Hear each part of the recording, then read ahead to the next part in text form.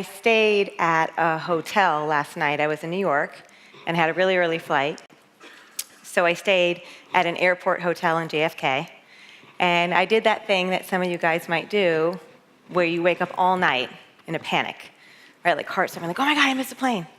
And I would look at the clock, and I would realize that I was okay. Now, I have to tell you a quick story. The last time I stayed at this exact same hotel at the JFK airport, in the middle of the night, I heard this great commotion, and a man and a woman fighting, and I think I have a little bit of peeping Tom disease, so I had run over to that little hole in your door. It's like 3 in the morning. I was like peeking through the little thing to see what these people were fighting about. And it was I will call her a lady of the night. And she was arguing with her customer. So last night, I would wake up, panic, look at the clock, realize I hadn't missed my flight, but then I would lie there frozen, like a church mouse, wondering if there was a hooker outside my door. And then I would try and fall back to sleep. I wouldn't be able to fall back to sleep, so I would get into a small rage. And this cycle, because I really wanted to be on it for today, so this cycle continued until I finally said, you know what, I'm giving up. I'm not going to try and sleep anymore. I'm just going to practice mindfulness. I'm trying to learn mindfulness. I'm doing terribly, but I'm going to be mindful, and I'm going to think about what makes me happy. And it was really easy, because what made me happy was coming here today. I got so happy thinking, I'm going to Exponential Medicine in one of those beautiful spots on Earth. I have not yet been to this event before, but I have heard so many incredible things about it. I know a lot of people who are here, people I'm so impressed with, people who I think are truly changing the universe, all the stuff that we've been watching, people that I've known for a long time. And I started to think about the passage of time. And I was reflecting on the passage of time, and I was reflecting on the concept of history. And really and specifically this particular moment in history, for us in this room, for us in the healthcare industry, because I think it's so amazing. This is an incredible moment right now. A few weeks ago, I went on a field trip with my daughter, who's 10. As a mom who travels a lot, I have terrible mother guilt, so anytime I get an opportunity to go to any of these things, I go. And I'm probably the overly present mom when I'm there, which probably embarrasses my daughter. So we went on a field trip to Lexington, which is a town that I grew up. And they were studying the American Revolution. And I sat there in the audience not really paying attention, because I grew up in Lexington, and I'm 44 now, and I know my history, so I thought I knew it all. And all of a sudden, I start paying attention to what this person dressed in colonial gear is talking about. And I realize he's being empathetic to the redcoats. He's saying kind things about the British soldiers. I had never heard that version of the story. So now I'm really paying attention. He goes on and he starts talking about how, he said, I love this quote, "To the victor goes the history." And I want all of you, he said to these beautiful 10-year-old children who are listening so hard, I want all of you to make it your mission to always seek out both sides of the story. And so while I was lying there last night reflecting on history, I started to think about, well, that's the other reason why I'm so excited to come here. Because what I have heard about what Daniel and the team are building is something to make sure that we are seeing all sides, that we are pulling ourselves out of our own little hole and taking an opportunity to consider the things that we are not usually exposed to. And the other reason I was so excited, the last reason I was so happy, is because I really think that many of the people in this room will influence heavily what we will look back on and say is our history. And so I'm going to use my time on the stage to try and imprint on that. I'm going to try and influence that selfishly, because I have a very ferocious passion for something I call the Unmentionables. And you may have heard that phrase before, or you might know of it by its even prettier and more popular public health sister, the social determinants of health. And the concept is incredibly straightforward. Health is life. And when life goes wrong, health goes wrong. So we have to expand our definition of health to include life. I think we may be ignoring some of the primary drivers of health. Specifically, If you are worried that your partner is cheating on you, if your mother with Alzheimer's just moved in, and if increasingly the only answer that you can find is at the bottom of a bottle, are you really worrying about your diabetes or your heart health or? There's a framework that really accurately describes this. Maslow's hierarchy, we've heard it referenced so far today, from the 1940s. And I think as an industry, we may be asking people to operate at the top of their game, to be on their very best behavior, to eat well, to exercise, to take care of their whatever condition might be, to take their medications, to drink less, to operate in this exalted state. Meanwhile, their life is a catastrophe.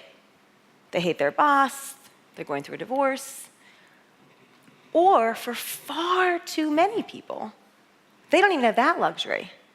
They don't have the basic needs. If you think about all this in terms of a hierarchy of needs, they don't have food, safety, clothing, electricity, heat, warmth. So it may be that while we are very appropriately focused on things that matter a lot, they deserve our attention. All these conditions, Mayo, this is Mayo's top 10 list of diseases in the US. Maybe we are ignoring the blue elephant in the corner, which I am going to call life sucks disease. Maybe we're ignoring life sucks disease. And maybe it deserves its own spot up there in our top 10 list. Maybe even way up close to the top.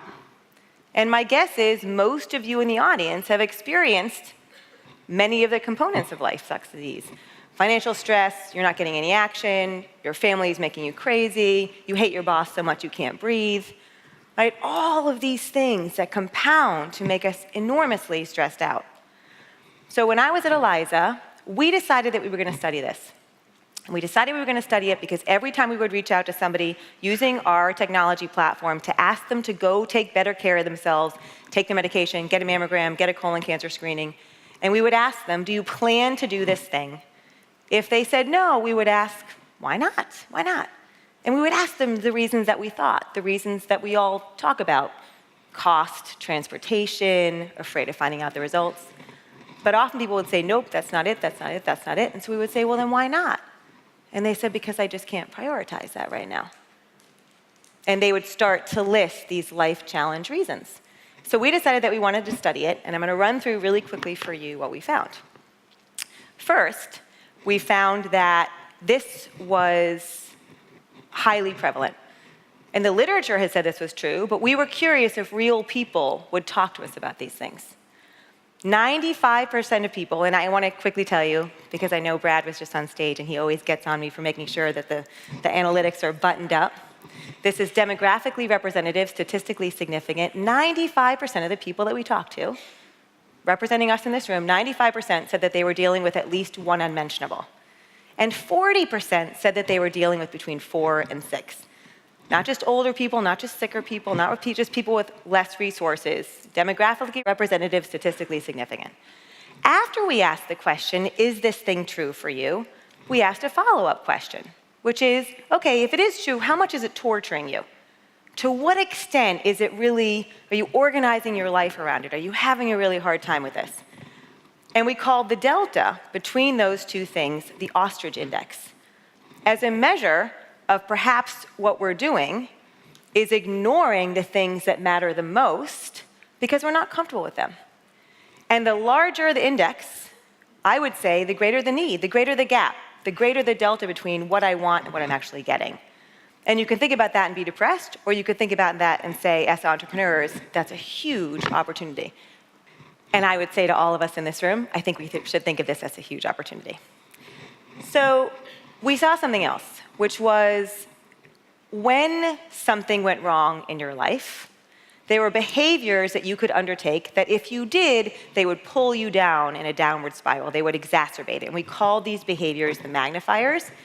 And what we saw in our research was what was reflected in the literature: trouble sleeping, being sad or worried, or substance use. And this is not a bottle of wine before breakfast.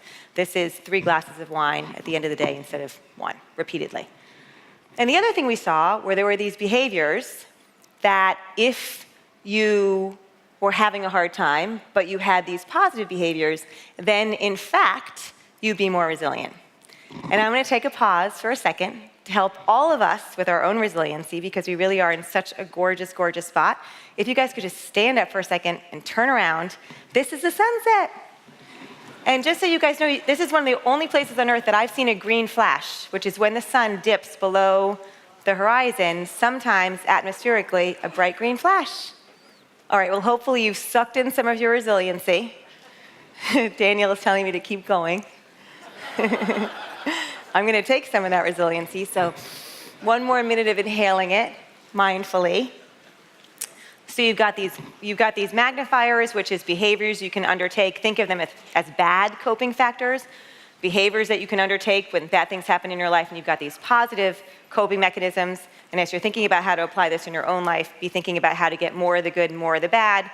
The good is peers, spirituality, and exercise. What mattered the most, we saw, what was most predictive to your health, was that more buffers was good and more magnifiers was bad. Summed up that simply. So we kept reflecting on what is it that we're talking about and what is it that we're trying to do and what is it that we want to try and influence. And what we realized is we're trying to get a sense on an individual basis and across a population who's having a really, really, really hard time. Because in a world of limited resources, you want to be able to best allocate those resources to the people who need them the most. And so we decided we were going to come up with this thing called the Vulnerability Index. And the Vulnerability Index is a measure of your personal presence, and then the magnitude of these life stresses, specifically caregiving, financial stress, relationship stress, against your personal balance of positive and negative coping factors.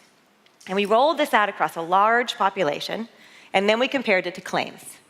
And what we saw was that if you were highly vulnerable, controlling for age and gender, you were 2.6 times as likely to be struggling with diabetes. You were 2.9 times as likely to be struggling with back pain. You were 5 times as likely to be having behavioral health issues. And you were costing the system 5 times as much. When we first got started with all of this work, we really thought we were sort of dancing to our own beat.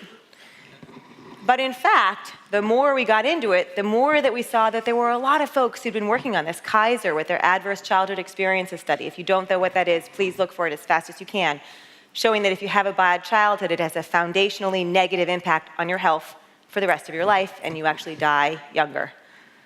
And I would make the argument that we're actually to a place where the momentum around the argument that health is life, and when life goes wrong, health goes wrong, is now almost incontrovertible. Work stress is killing us, financial stress is killing us, relationship stress is killing us. I hope each of you saw the study that came out from Duke just a few months ago, showing that if you are going through a divorce, it is as bad on your health as smoking or diabetes. Now, most of the people in this room have probably worked on something to deal with smoking or diabetes. But raise your hand, has anyone in this room ever done anything to build an app or any solution or any product or any tool to help someone when they're going through a divorce?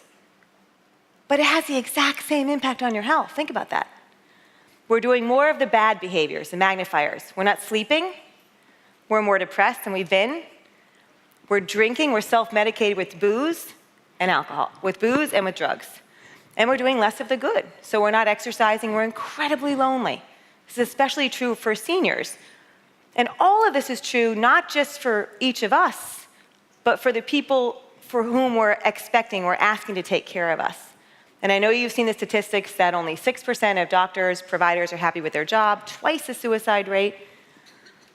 And meanwhile, here comes a silver tsunami, and everything I just went through is exacerbated if you're a senior. And, oh, by the way, we royally suck at dying, and that's hurting everyone. So, life sucks disease. I think about this a lot. I also pay a lot of attention to good news, and I think over the course of today, we've heard a lot of wonderful things about progress, and I want to talk about some of this progress. I just read something called the Kaiser-Peterson Health Study from the Kaiser Family Foundation. I'm going to run through some of the statistics that it mentioned. Mortality rates have fallen steadily. Potential years of life lost, fallen. Disease burden, declined. Medicare hospital admissions, down. Patients receiving recommended care, up. More people receiving evidence-based care for heart attack. Number of hospital-acquired conditions has improved. I'm reading this study, I'm like, this is great. See, Alex, you're such a downer. Look, everything is great. I get to the last couple of slides.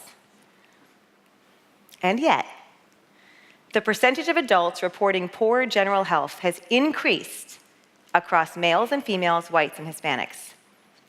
The percentage of adults reporting poor physical or mental health in the past month has worsened over time.